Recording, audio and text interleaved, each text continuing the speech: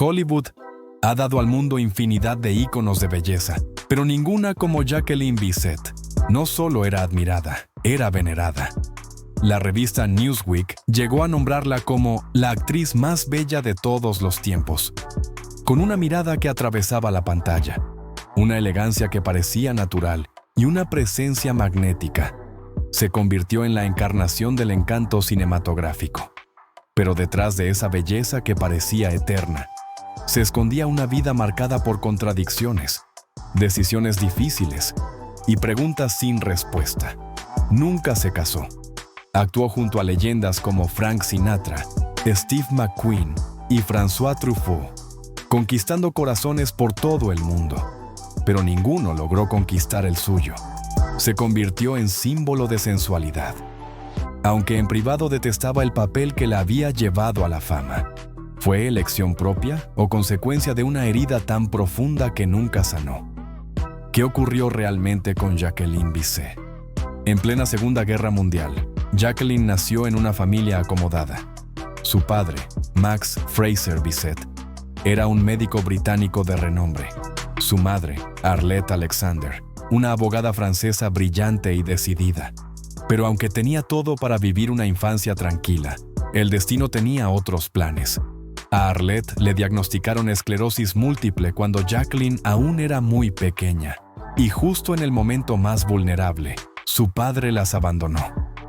La joven no entendía aún el peso de esa traición, pero veía como su madre, una mujer que solía ser fuerte y elegante, se enfrentaba sola a la enfermedad y a las adversidades. Aquella experiencia marcó a Jacqueline de por vida. Le enseñó a no confiar del todo en nadie.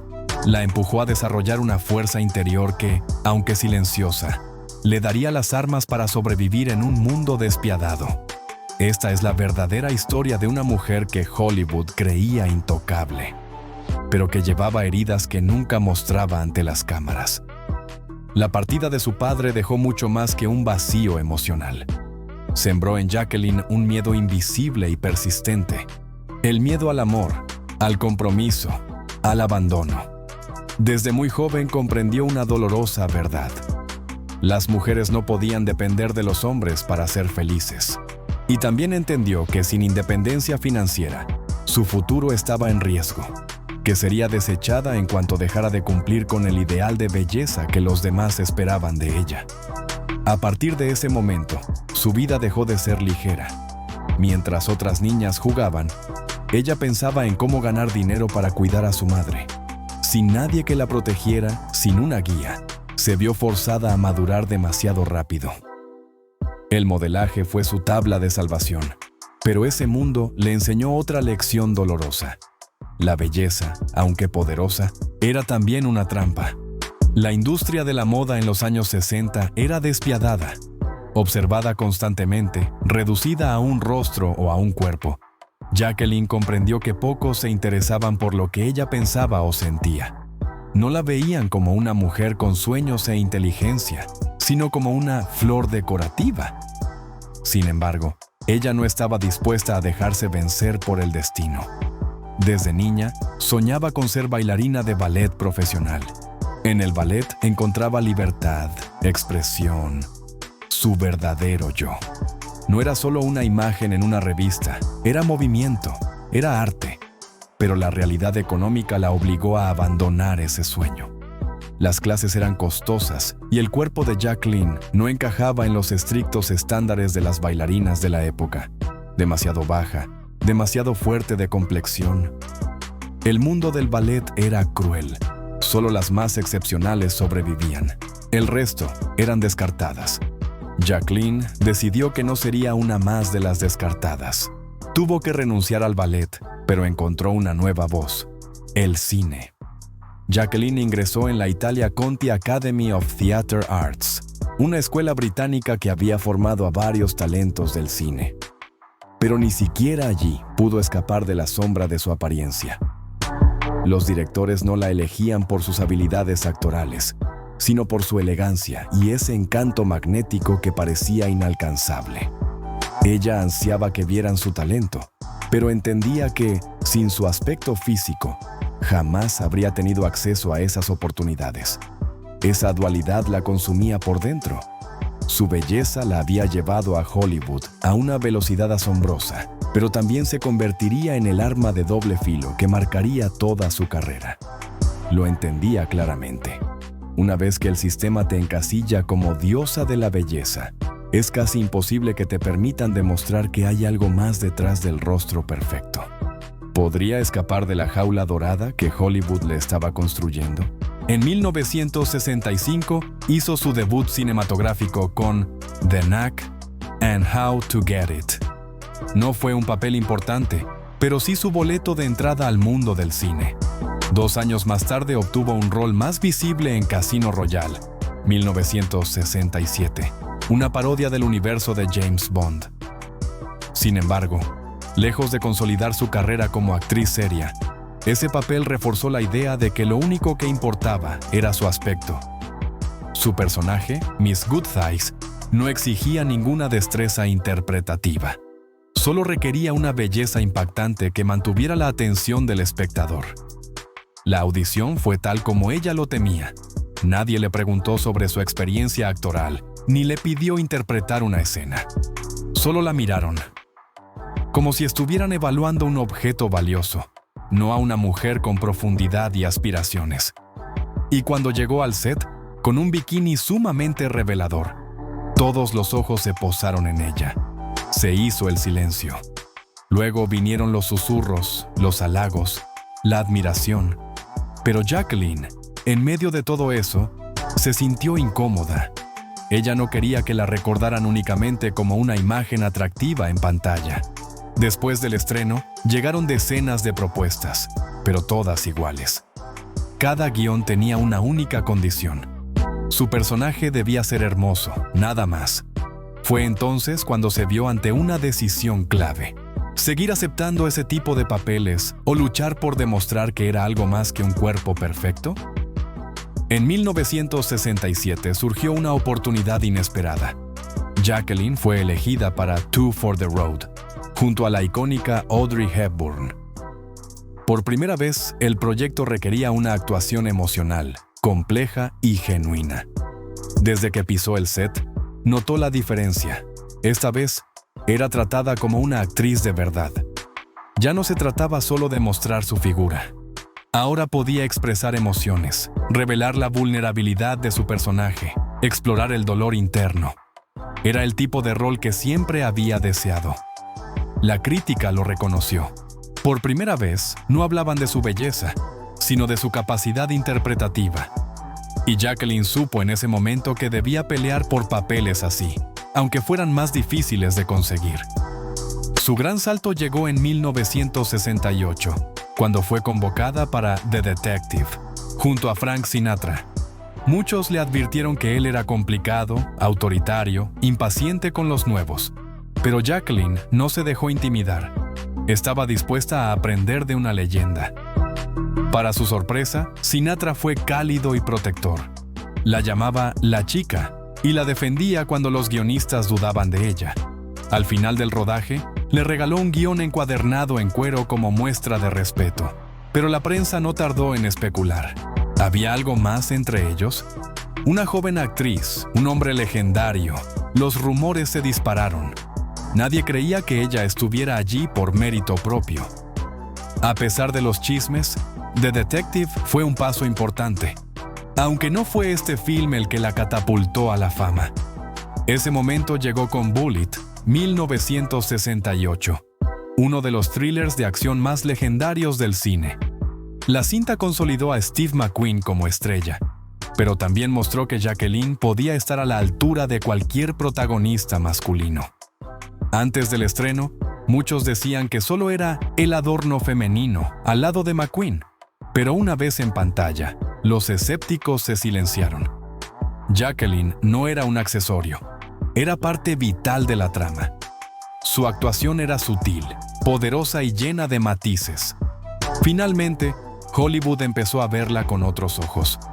En 1974, participó en Asesinato en el Expreso de Oriente, una película con un elenco impresionante.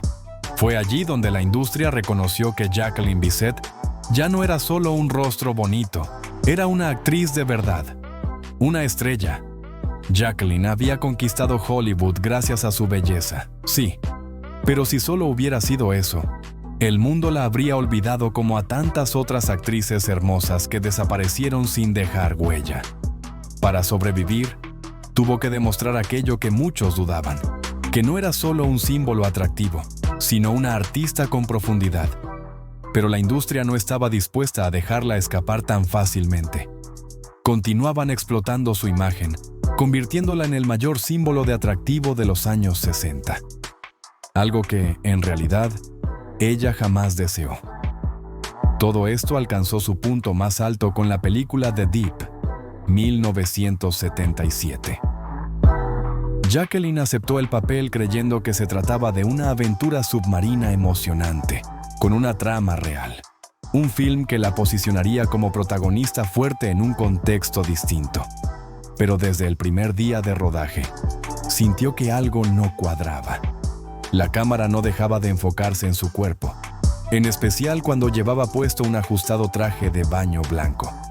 Las tomas no parecían resaltar al personaje, sino únicamente su atractivo físico. Aún así, Jacqueline no imaginó el impacto que tendría una escena específica, hasta que la vio en la pantalla grande. En esa escena, aparecía empapada con una camiseta blanca, el agua definiendo cada contorno de su cuerpo. Sin quererlo, esa imagen se volvió uno de los momentos más icónicos del cine comercial. Y peor aún, se transformó en el eje de toda la campaña publicitaria. Los productores le habían asegurado que la ropa era un traje de buceo estándar, acorde al personaje. Le prometieron que no se trataba de algo provocativo, sino realista. Pero al ver los carteles promocionales, en los que no aparecía ninguna escena de acción ni de drama, solo ella en esa camiseta mojada, comprendió la verdad.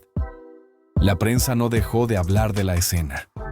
El público se obsesionó con su imagen, y lo más desconcertante fue que aquello desató una moda global de camisetas mojadas.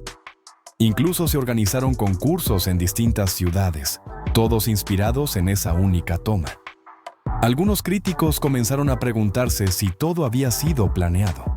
Sospechaban que los realizadores sabían perfectamente que el tejido se volvería transparente bajo el agua y que ocultaron esa información deliberadamente. El propio productor, Peter Guber, llegó a decir: «Esa camiseta me hizo rico», confirmando las sospechas de que todo fue un montaje. Jacqueline se sintió profundamente traicionada.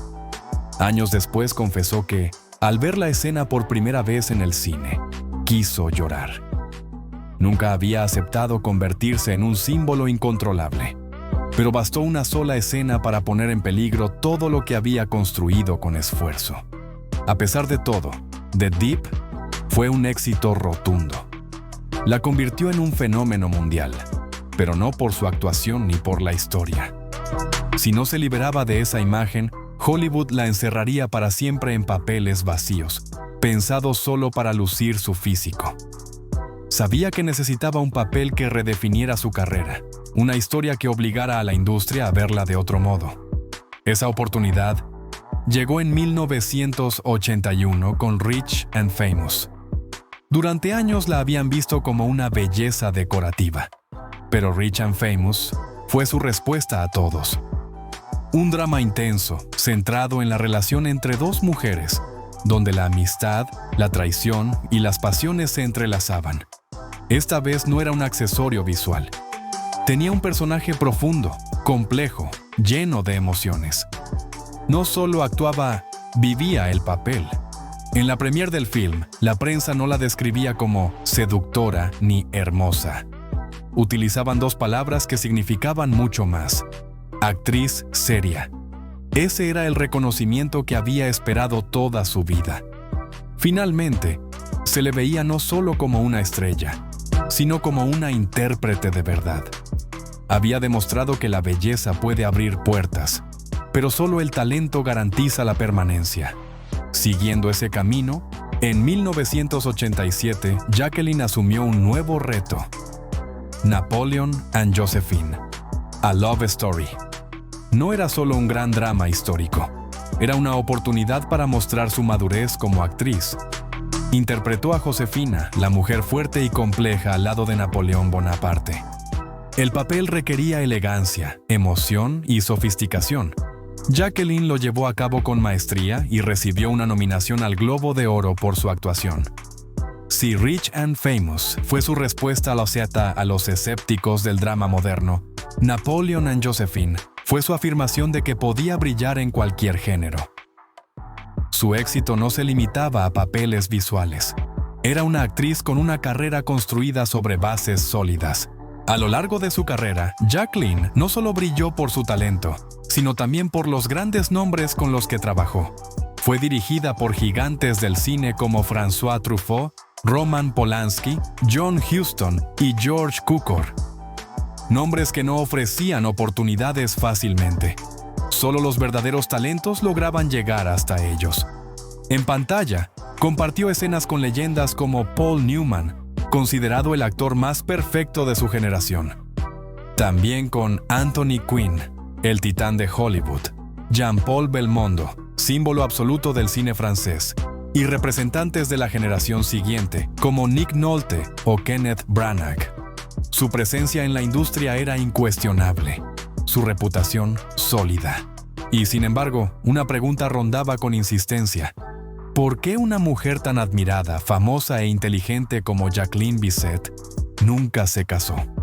En Hollywood, abundan los romances fugaces, los matrimonios escandalosos y las parejas públicas que son el centro constante de los titulares. Pero Jacqueline fue siempre una excepción. Nunca usó vestido de novia, nunca caminó hacia el altar, jamás firmó un acta de matrimonio. Eso desconcertó al público. ¿Cómo una mujer que parecía tenerlo todo había elegido una vida sin pareja formal? Jacqueline nunca ocultó sus razones. «Soy demasiado independiente para casarme», confesó una vez en una entrevista. Para ella, el matrimonio no era simplemente amor. Era compromiso, tolerancia, convivencia, aceptar todos los hábitos y defectos del otro. Y eso no era algo que estuviera dispuesta a sacrificar. Incluso con los hijos tenía sus reservas. Aunque los niños pueden unir a una pareja, no garantizan la felicidad duradera. Cuando amas a alguien, no siempre ves sus defectos. Pero cuando te casas, debes convivir con ellos todos los días. Y no estoy segura de poder hacerlo, explicó con sinceridad. Sin embargo, eso no significa que no haya amado. Jacqueline vivió romances intensos, pasionales, incluso tormentosos. Amores que la marcaron profundamente, pero que nunca terminaron en un altar. De todos sus amantes, Michael Sarrazin fue quizás el más importante. Estuvieron juntos 6 años, más que con cualquier otra pareja. Se conocieron a finales de los años 60, cuando ambos eran promesas emergentes en Hollywood. Sarrazin tenía un encanto rudo, una actitud libre que cautivó a Jacqueline. Una noche, en un balcón de hotel en París, después de una conferencia de prensa, bebían vino a la luz del atardecer. Michael, con una sonrisa, le dijo: ¿Nos casamos? Jacqueline lo miró, con los ojos brillantes, como si ya conociera la respuesta. «Te quiero», le dijo, «pero creo que el matrimonio no es para mí. Me asusta comprometerme». Michael apagó su cigarro y, con tranquilidad, respondió: «Entonces quedémonos así, sin anillos, sin papeles, solo 2 personas que se quieren». Pero incluso el amor sin condiciones tiene fecha de caducidad. Jacqueline pronto se dio cuenta de que una relación sin compromiso no podía durar para siempre. Su vínculo con Sarrazin era apasionado pero inestable. Él no era del tipo que se asentaba, y ella defendía con fiereza su libertad. Finalmente, no hubo gritos ni escándalos, solo una comprensión silenciosa. No estaban destinados a estar juntos por siempre. Jacqueline también tuvo una relación con François Truffaut, el célebre director francés.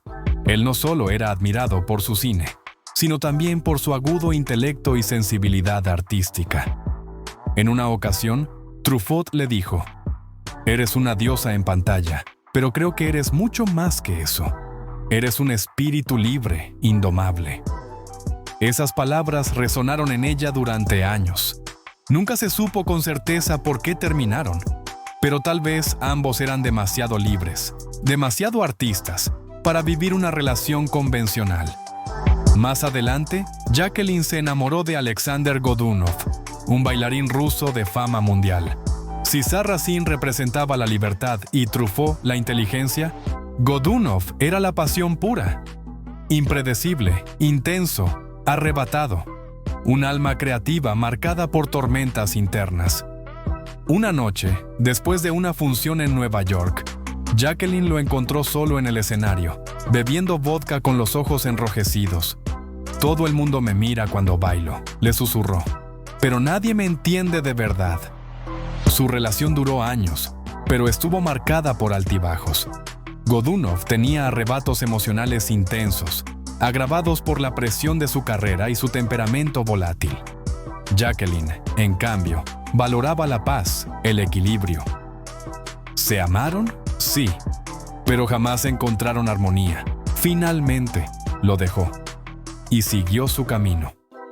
Aunque Jacqueline Bisset nunca se casó ni tuvo hijos biológicos, sí asumió en su vida el rol de madre. Convivió durante años con hombres como Michael Sarrazin y Emin Bostepe, quienes ya tenían hijos de relaciones anteriores. Y aunque no existía ningún lazo legal, Jacqueline cuidó de ellos como si fueran suyos. Durante esos años compartidos, fue figura maternal, guía y apoyo. Nunca sintió que le faltaran los hijos propios. No porque no tuviera instinto materno, sino porque comprendía que el matrimonio y la maternidad no eran su destino. Ella había elegido un camino distinto, y lo había hecho con total conciencia. Sus relaciones fueron muchas veces dulces, a veces amargas, pero siempre sinceras. Amó, sí, pero nunca permitió que el amor la retuviera ni la hiciera renunciar a su independencia. Nunca tuvo un esposo, nunca formó una familia tradicional, pero vivió una vida libre, auténtica y profundamente suya. Algo que muy pocas mujeres en Hollywood, o fuera de él, han podido lograr. A pesar de su reputación como una de las actrices más elegantes de su generación, Jacqueline Bisset no estuvo exenta de momentos controversiales. Uno de los más recordados ocurrió en la ceremonia de los Golden Globe Awards de 2014. A sus 69 años, ganó su primer Globo de Oro por su papel en la serie Dancing on the Edge. Una victoria que, para muchos, había tardado demasiado en llegar. Pero lo que debía ser un momento de gloria, terminó convirtiéndose en uno de los discursos más desconcertantes de la historia de los premios. Cuando se anunció su nombre, Jacqueline subió al escenario visiblemente emocionada y algo confundida. Tomó el micrófono, hizo una larga pausa y luego comenzó a hablar. Pero sus palabras fueron desordenadas, entrecortadas, y el discurso se alargó de forma extraña. Cambió de tema varias veces. Repitió agradecimientos. Se detuvo en silencio más de una vez. Las cámaras captaron reacciones de asombro y desconcierto. Leonardo DiCaprio alzó una ceja. Julia Roberts sonrió incómoda. Bradley Cooper intentó ocultar su expresión de desconcierto. Las redes sociales estallaron. Algunos se burlaron, otros se preocuparon. «Parece una llamada borracha a las 2 de la mañana», escribió un usuario. «Alguien puede quitarle el micrófono», bromeó otro. The Guardian lo calificó como uno de los momentos más incómodos de la historia de los premios. Time Magazine lo incluyó entre los más extraños. ¿Estaba borracha Jacqueline Bisset? Al día siguiente, en una entrevista, ella negó rotundamente los rumores.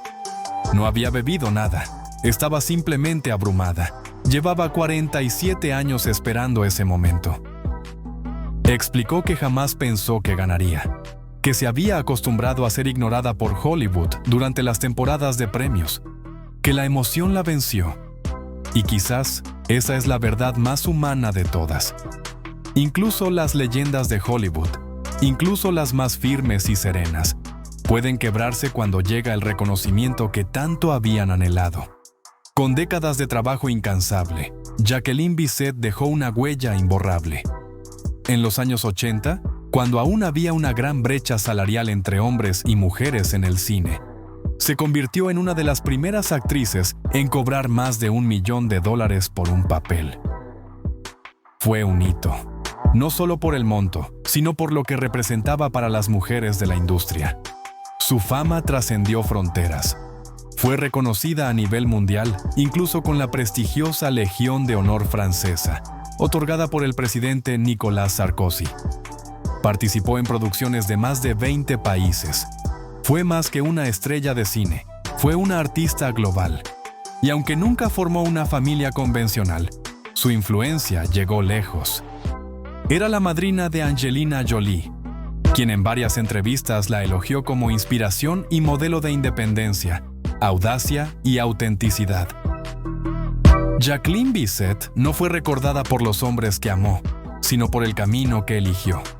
Un camino poco común, sin ataduras, sin conformarse con lo que otros esperaban. Un camino que solo le pertenecía a ella. Nunca se retiró del todo del mundo del espectáculo. Siguió actuando, como en Lauren and Rose, donde interpretó a una actriz veterana con un pasado complejo. Un personaje que bien podría haber sido ella misma. Ese mismo año recibió el Cultural Icon Award del Coronado Island Film Festival por su impacto en la cultura cinematográfica a lo largo de 6 décadas. Jacqueline no se rindió ante la obsesión de Hollywood por la juventud. Nunca recurrió a la cirugía estética. Dejó que el tiempo moldeara su rostro, no como símbolo de decadencia, sino como testimonio de una vida vivida intensamente. Y más allá de su carrera, sigue siendo una mujer comprometida. Apoya la investigación contra el cáncer, defiende los derechos de los animales y colabora con organizaciones de protección infantil. Su legado no se limita a la pantalla, también vive en sus actos. En febrero de 2020, una entrevista encendió otra polémica. Jacqueline declaró que no sentía simpatía por el movimiento Me Too. Según ella, las mujeres debían actuar con más precaución y ser responsables también de sus decisiones. Afirmó que nunca fue acosada porque evitaba situaciones comprometedoras y era protegida por colegas varones. Las reacciones no se hicieron esperar. Muchos la criticaron por no empatizar con las víctimas. Otros defendieron su derecho a expresar una experiencia personal de otra época. Pero así ha sido siempre Jacqueline Bisset. Fuerte, independiente y sin miedo a ir contra la corriente. No vivió para agradar a los demás ni buscó validación en nadie. Eligió una vida sin esposo, sin hijos, sin pareja definitiva. Fue una muestra de fortaleza o una soledad camuflada. ¿Nunca necesitó casarse? ¿O nunca encontró a alguien que valiera la pena? ¿Qué opinas tú? ¿Puede una mujer ser verdaderamente feliz sin una familia? ¿O es solo una forma de justificar el vacío? Gracias por acompañarnos en este viaje íntimo por la vida de Jacqueline Bisset. Si esta historia te hizo reflexionar, suscríbete y déjanos tu opinión en los comentarios. ¿Qué fue lo que más te impactó? ¿La traición de Hollywood, su independencia o aquella escena que cambió todo? Hasta el próximo video.